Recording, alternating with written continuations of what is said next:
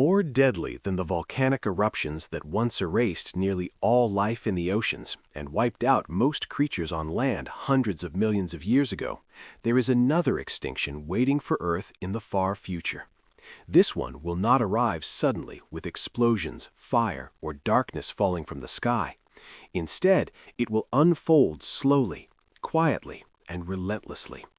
And the most unsettling part is that it will be driven by something we cannot live without, something that has sustained every ecosystem and every living cell on this planet, the sun. The same star that rises every morning, warming the surface of the Earth, fueling weather systems, growing forests and crops, and shaping the rhythms of life, is not a static object. It is changing, and over the next billion years, those changes will steadily push Earth out of the narrow window of habitability that has allowed life to flourish for so long.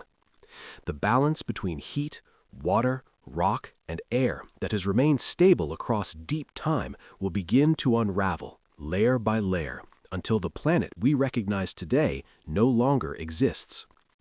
This is not a story about sudden catastrophe.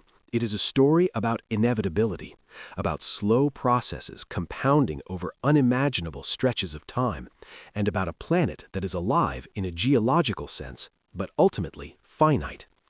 The real question is not whether Earth will change, because it always has.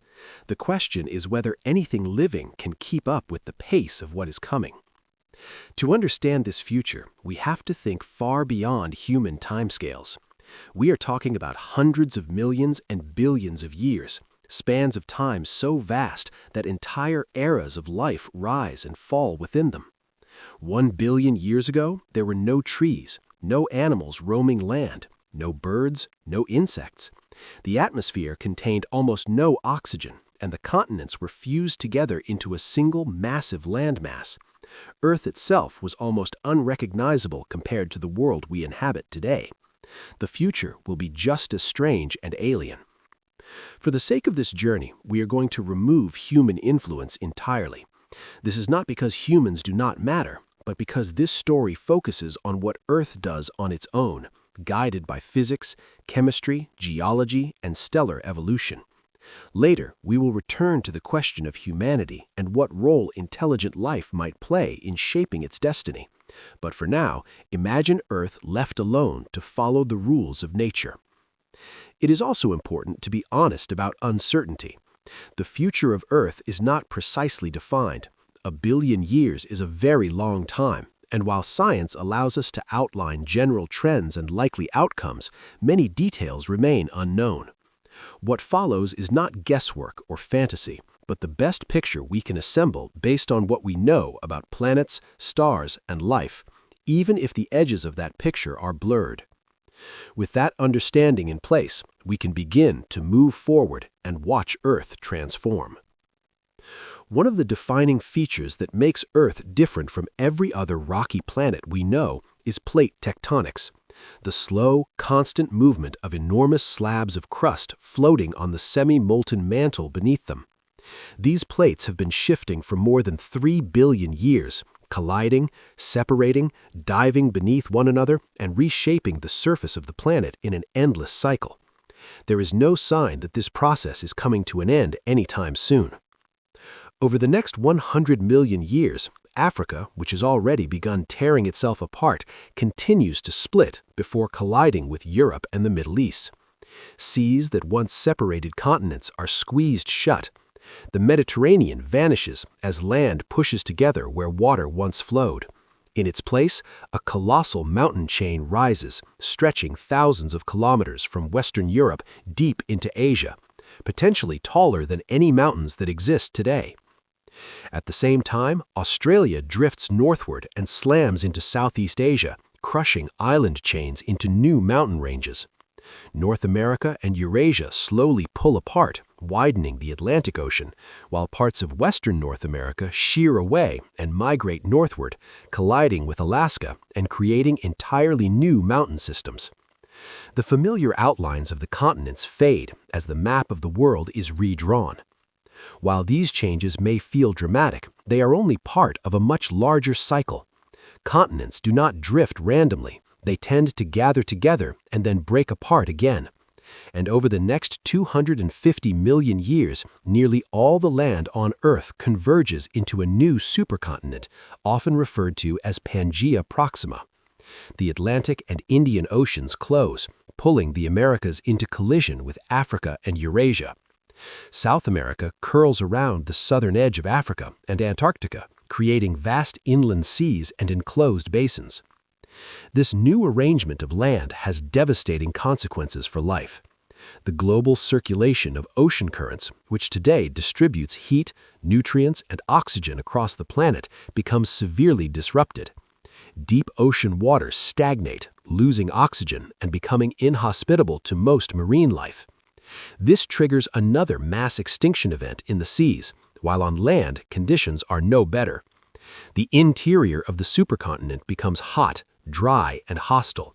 Extreme temperatures soar, rainfall declines, and deserts expand. Only regions near the poles remain relatively mild enough to support complex life. Yet even this bleak configuration is temporary. Eventually, the continents begin to break apart again, continuing the slow breathing rhythm of the planet. But compared to what comes next, these tectonic changes are minor.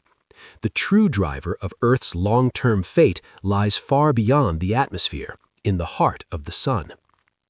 Earth's climate has always been regulated by a delicate balance between carbon dioxide, volcanoes, rain, oceans, and rock. This natural feedback system operates over millions of years.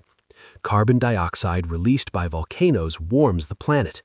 Rainwater reacts with atmospheric carbon dioxide, forming weak acids that weather rocks.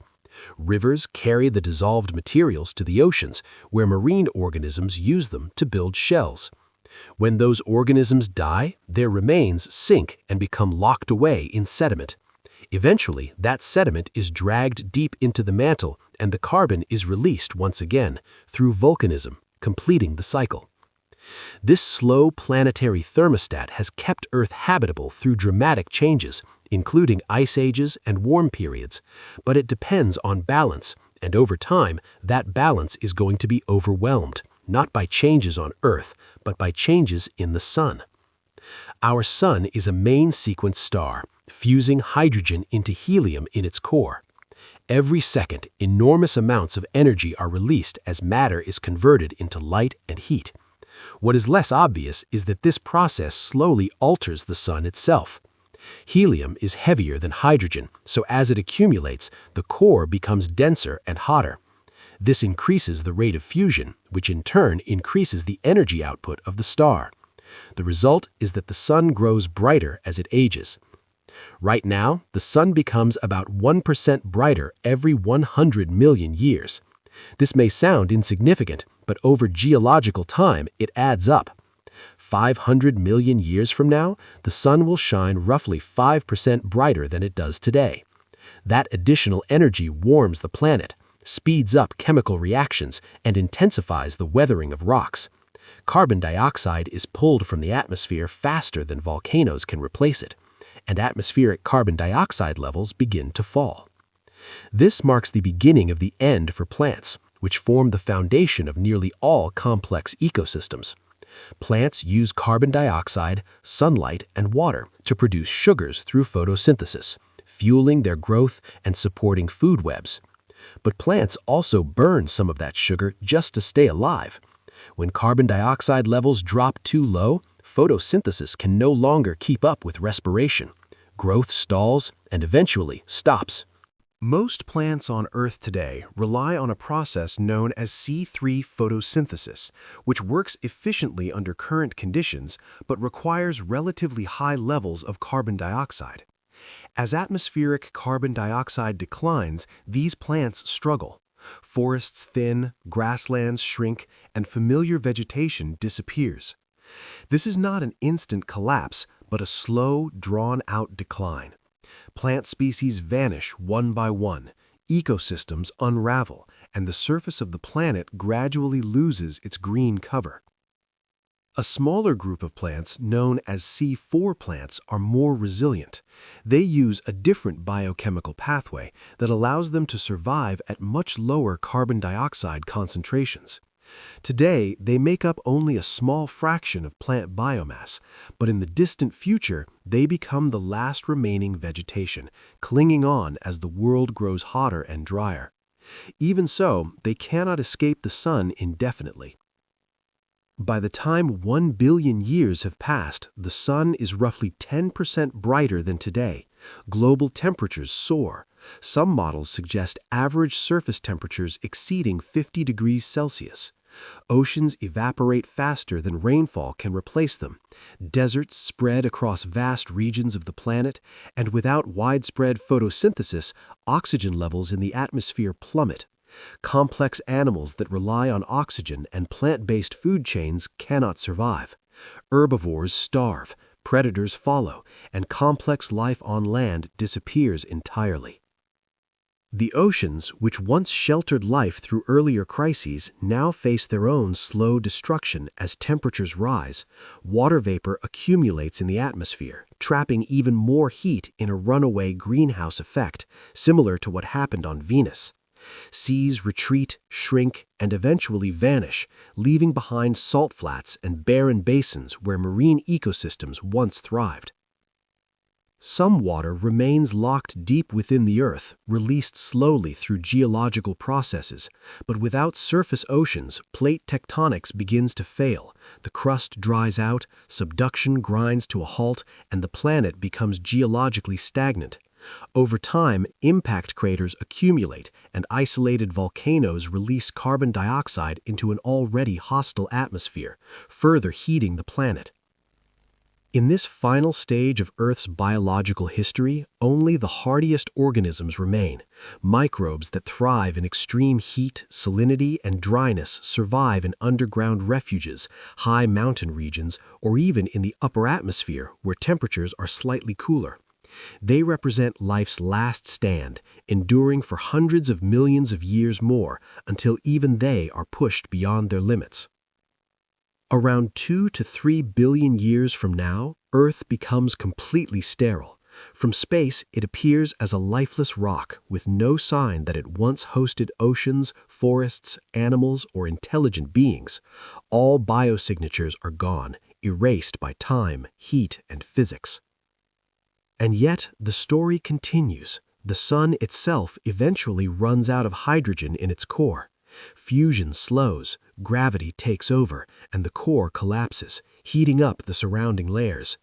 Hydrogen fusion ignites in a shell around the core, causing the sun to expand dramatically.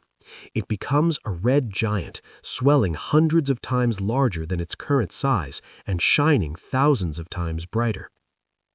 As the sun loses mass, its gravitational grip weakens, allowing the outer planets to drift outward.